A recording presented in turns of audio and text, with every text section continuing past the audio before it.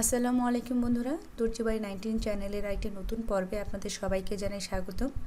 আজ আমি আপনাদেরকে একটি ব্লাউজ কাটিং করে দেখাবো, আর এই ব্লাউজ কাটিং করার নিয়মটি দেখাবো টেইলার্সদের মতো করে। আশা করি আমার আজকের এই প্রফেশনাল ব্লাউজ কাটিং ভিডিওটি আপনাদের ভালো লাগবে। যদি ভালো লেগে থাকে একটি লাইক দিতে ভুলবেন না, আর সেই সাথে পুরো ভিডিওটি দেখার অনুরোধ নিয়ে শুরু করছি আমার আজকের ভিডিও। আসুন তাহলে বন্ধুরা শুরু করা যাক।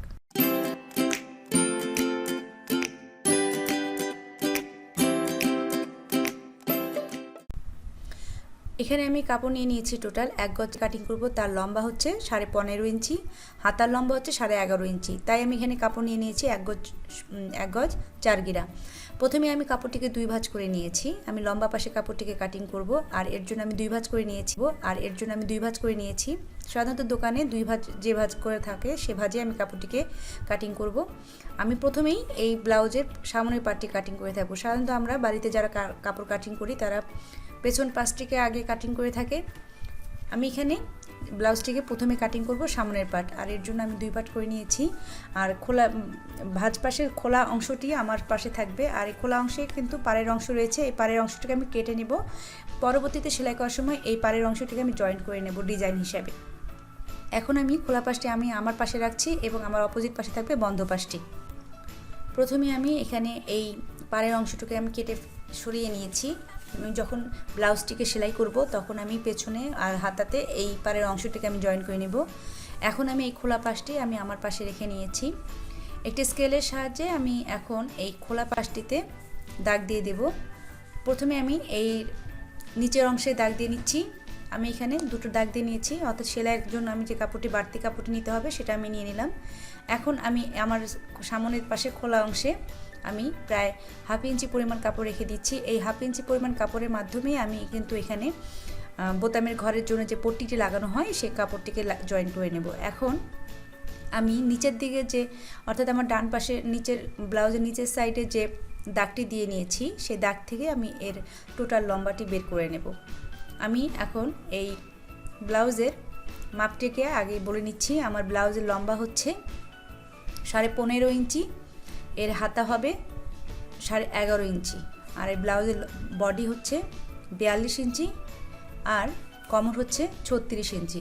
এর সামনে পেছনের গলাটি ডিপ হবে, অর্থাৎ সামনে হবে 7 ইঞ্চি ডিপ এবং পেছনের গলা হবে 9 ইঞ্চি ডিপ। আমি প্রথমেই এর ব্লাউজের টোটাল লেন্থটা বের করে নিচ্ছি। আমার 15.5 ইঞ্চি লম্বা, আমি 16 ইঞ্চিতে সেলাই সহকারে 16 ইঞ্চিতে দাগ দিয়ে নিচ্ছি। এখন এখানে আমি একটি লম্বা দাগ দিয়ে নিচ্ছি স্কেলের সাহায্যে, আপনারা দেখতে পাচ্ছেন বন্ধুরা। এখন আমি পুটের অংশ থেকে এর নিচের লম্বার মাপগুলো নিয়ে নিচ্ছি। বগলের লম্বা দিচ্ছি 6.5 ইঞ্চি। যেহেতু আমাদের পিছনে গলার ডিপ হবে তাই এখানে বগলের লম্বাটা একটু কম দিতে হবে। 6.5 ইঞ্চিতে দাগ দিয়ে দিয়েছি। বসবে হচ্ছে 10.5 ইঞ্চি, আর সেলাই সহকারে আমি এখানে 11 ইঞ্চিতে দাগ দিচ্ছি। টোটাল আমাদের লম্বা হচ্ছে এখানে 11 ইঞ্চি। আমি 11 ইঞ্চিতে দাগ দিয়ে দিলাম। এখন স্কেল দিয়ে পয়েন্টগুলো দাগ দিয়ে নিচ্ছি। এবার আমি প্লেটের মাপটি নিব। 11 ইঞ্চি যে লাইনটি আমি দিয়েছিলাম সেই লাইনে আমি 3.5 ইঞ্চি পরিমাণ দাগ দিয়ে দিব। সেলাইয়ের মার্জিন রেখেছিলাম সেখান থেকে আমি 3.5 ইঞ্চি পরিমাণ দাগ দিলাম। একই দাগটি আমি কমরের অংশেও দিলাম। এবার 3.5 ইঞ্চি থেকে আরও 2 ইঞ্চি কাপড় ফিতার মাপটি বাড়িয়ে নিয়ে আমি 2 ইঞ্চিতে দাগ দিয়ে দিচ্ছি। সেই সাথে 1.25 ইঞ্চিতে আমি এখন আবার 3.5 ইঞ্চি পয়েন্ট থেকে 1.25 ইঞ্চিতে আরেকটি দাগ দিয়ে দিলাম।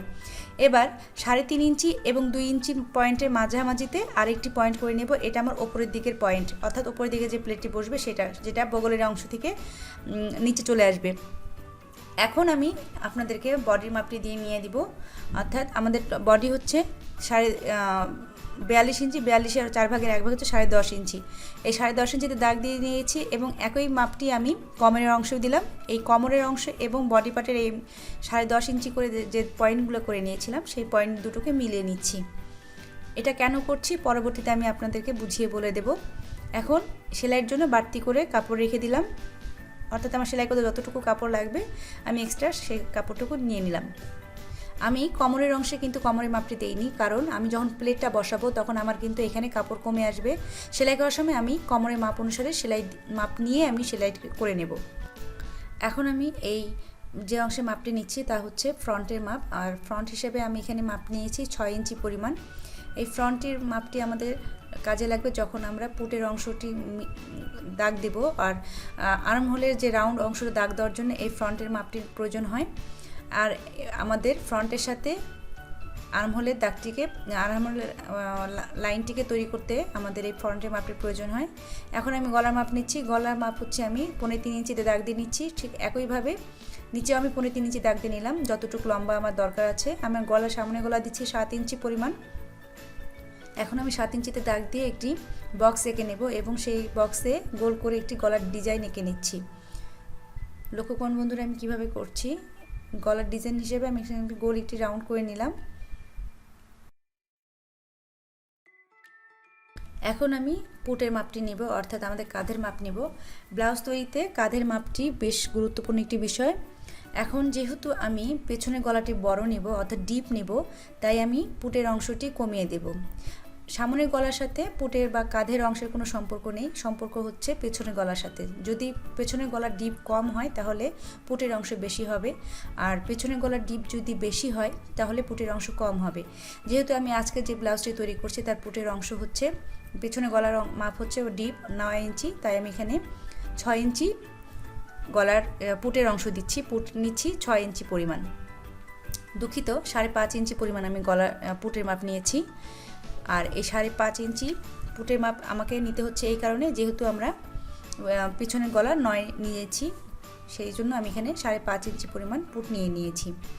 এখন সামনে যে ফ্রন্ট হিসেবে যে দাগটি আমি দিয়েছিলাম 6 ইঞ্চিতে, সেই মাপটির সাথে এই পুটের মাপটিকে মিলিয়ে দিলাম এবং মিলিয়ে এখানে একটি রাউন্ড করে দাগ দিয়ে নিলাম। এটা হচ্ছে আমার আর্ম হোলের অংশ, অর্থাৎ এখানে আমাদের হাতাটি জয়েন্ট হবে। আর্ম হোলের জন্য যে রাউন্ড দাগটি দিয়ে নিয়েছিলাম ঠিক সেই মাছ বরাবর একটি পয়েন্ট করে নিলাম। এখন ওপরের প্লেটের সাথে সেই পয়েন্টটাকে আমি মিলিয়ে দিচ্ছি। একইভাবে বাকি যে প্লেটগুলো রয়েছে সেগুলোতে আমি একটি করে দাগ দিয়ে দিচ্ছি। আর পুটের অংশে আমি 1/4 ইঞ্চি পরিমাণ কাপড় শোল্ডার ডাউন হিসেবে দাগ দিয়ে নিচ্ছি। পেছন পাটের জন্য কিন্তু আমাদের আরও 1 ইঞ্চি পরিমাণ কাপড় বাড়িয়ে নিয়ে কাপড়টিকে কাটিং করতে হবে। এটা সবসময় খেয়াল রাখতে হবে। এটা কিন্তু আমি সামন পাটে কাটিং করছি, আর এই সামন পাটে কিন্তু তালপাট সহকারে আমি এটা কাটিং করেছি। আর পেছন পাটে তালপাটের অংশে 1 ইঞ্চি পরিমাণ কাপড় বাড়তে হবে। এখন আমি এই দাগ বরাবর কাপড়টিকে কাটিং করে নিচ্ছি। গলার সামন পাটে গলা সহকারে আমি এটাকে কাটিং করছি। ভালো করে লক্ষ্য করুন কীভাবে করছি, ঠিক সেই অনুসারে আপনাদেরকে কাটিং করে নিতে হবে।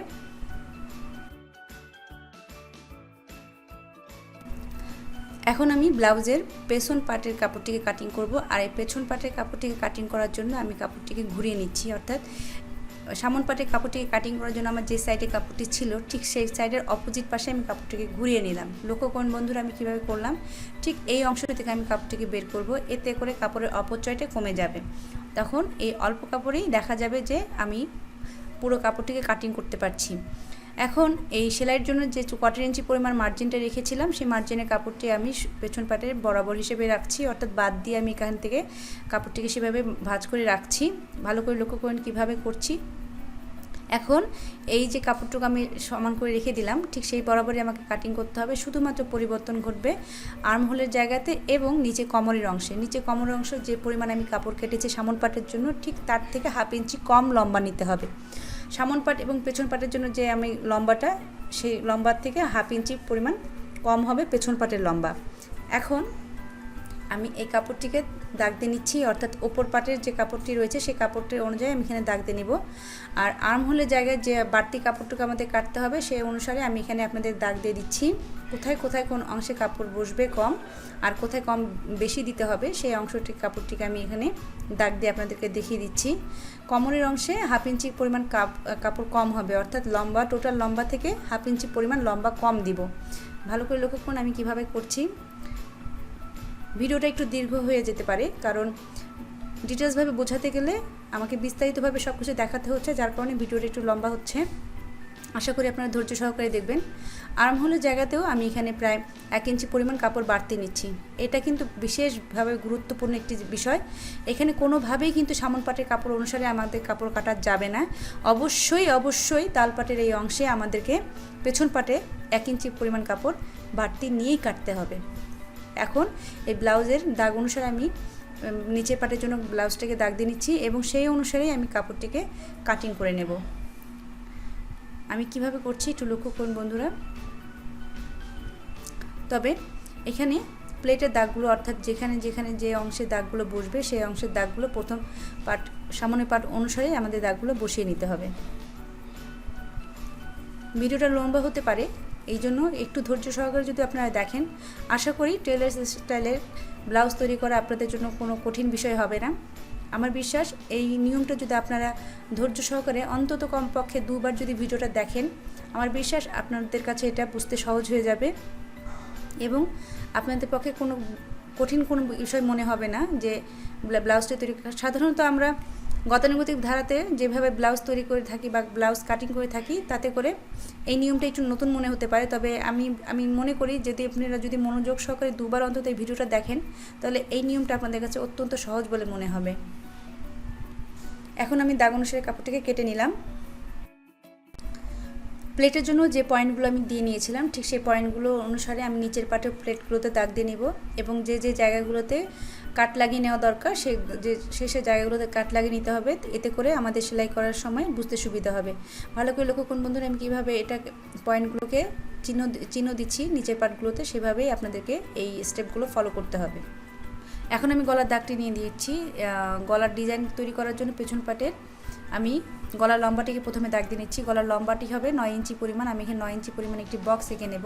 আর এর জন্য আমি গলার চওড়াটি দিচ্ছি, ওপরে দিয়েছিলাম 3.25 ইঞ্চি পরিমাণ, নিচে দেবো আমি 3.25 ইঞ্চি পরিমাণ। যেহেতু নিচের সাইডের গলাটি একটু ছড়ানো হয়, এই কারণে আমি এখানে 1/2 ইঞ্চি পরিমাণ বাড়িয়ে দিলাম। ভালো করে লক্ষ্য করুন বন্ধুরা, আমি কিন্তু নিচে 3.25 ইঞ্চি পরিমাণ দিয়েছি। এখন এখানে আমি সুন্দর করে একটি বক্স এঁকে নিয়ে যতটা সম্ভব রাউন্ড অথবা আপনার পছন্দ অনুসারে একটি গলার ডিজাইন এখানে দাগ দিয়ে নিতে পারেন। আমি এখানে একটু ছড়ানো ইউ টাইপের একটু গলার করে নিচ্ছি। কীভাবে করছি একটু লক্ষ্য করেন বন্ধুরা, তাহলে আপনারা বুঝতে পারবেন। এখন আমি আপনাদেরকে বিস্তারিত দেখানোর জন্য আমি এখানে আনকাট রেখেছি। এভাবেই আমি এখন এখানে গোল করে দাগ দিয়ে নিচ্ছি। এটা হবে আমার পেছনের গলা, আর পিছনের গলার নিচের অংশটি একটু ছড়ানো হবে, তাই আমি এখানে একটু ডিপ করে গলাটি দিয়েছি। এখন এই অনুসারে আমি গলাটিকে কাটিং করে নিচ্ছি। আমার কাটিং করা হয়ে গেছে, এখন আমি হাতা কাটিং করে দেখাবো। তার আগে একটি কথা বলতে চাই, অনেকে অভিযোগ করেন যে আমার পুরো কাঁধের অংশটি পড়ে যায়, অর্থাৎ বেশি গলা বড় হলে কাঁধ পড়ে যায়। সেক্ষেত্রে আপনারা একটি বেল্ট লাগিয়ে নিতে পারেন অথবা ফিতা লাগিয়ে নিতে পারেন। এখন আমি হাতার অংশটা কাটিং করে নেব। বেঁচে যাওয়া কাপড়টিকে আমি 2 বার ভাঁজ করে 4টি ভাঁজ করে নিয়েছি। একই সাথে আমি 2টো হাতা কাটিং করব একসাথে। এর এক সাইডে আমি দাগ দিয়ে এর বর্ডার তৈরি করে নিচ্ছি, আর সে সাথে সেলাইয়ের মার্জিন হিসেবে রাখছি 1/2 ইঞ্চি পরিমাণ। যেহেতু আমি হাতার মুহুরিতে ডিজাইন বসাবো, অর্থাৎ লেসটা কেটে নেওয়া লেসটাকে বসিয়ে দেবো, তাই আমি এখানে 1/2 ইঞ্চি মার্জিন রাখলাম। এখান থেকে আমি লম্বার মাপটি নিচ্ছি। লম্বা হবে আমার 11.5 ইঞ্চি পরিমাণ। আমি 1/2 ইঞ্চি একটু বাড়িয়ে নিলাম সেলাই সহকারে।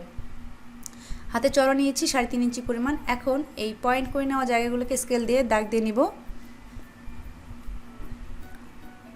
আমার হাতের মুহুর বগলের লম্বা হবে 8.25 ইঞ্চি পরিমাণ, 8.25 থেকে 8.5 ইঞ্চি পরিমাণ, আর হাতের মুহুরি হবে 5.25 ইঞ্চি। 8.5 ইঞ্চি পরিমাণ এই জন্য দিচ্ছি কারণ আমাদের বডি হচ্ছে 42 ইঞ্চি। 42কে 5 ভাগ করলে আমাদের প্রায় 8.25 থেকে 8.5 ইঞ্চি পরিমাণ আসে। সেখানে আমি সেই অনুসারে আমি এখানে দাগটি দিলাম। আর বাকিটা নিয়ম আমি যেভাবে হাতা কাটিং করে থাকি, এর হাতা কাটিং করা একটা আলাদা ভিডিও দেওয়া আছে, আপনারা যদি চান সেটা দেখে নিতে পারেন। সে একই নিয়মে আমি এই হাতাটিকে আমি কাটিং করে নিচ্ছি। এখন এই বগলের লম্বা এবং মুহুরির অংশটিকে মিলিয়ে দিচ্ছি। মিলিয়ে দিয়ে আমি দাগ অনুসারে হাতাটিকে কাটিং করে নেব। যেহেতু আমার এখানে হাতাতে একটু কাপড় কম পড়েছিল, এই কম পড়া অংশতে আমি এখন কাপড় জয়েন্ট দিয়ে নিব। আর এটা কিভাবে করতে হয় আমার হাতা কাটিং করার এবং সেলাইয়ের ভিডিওটিতে ডিটেলসভাবে দেখানো আছে। আমি সেভাবে এখানে বাড়তি কাপড়টুকু জয়েন করে নিচ্ছি। দেখুন বন্ধুরা আমি কীভাবে করছি, ঠিক সেভাবে আমি আপনাদেরকে স্টেপগুলো ফলো করে এই কাজটি করে নিতে হবে।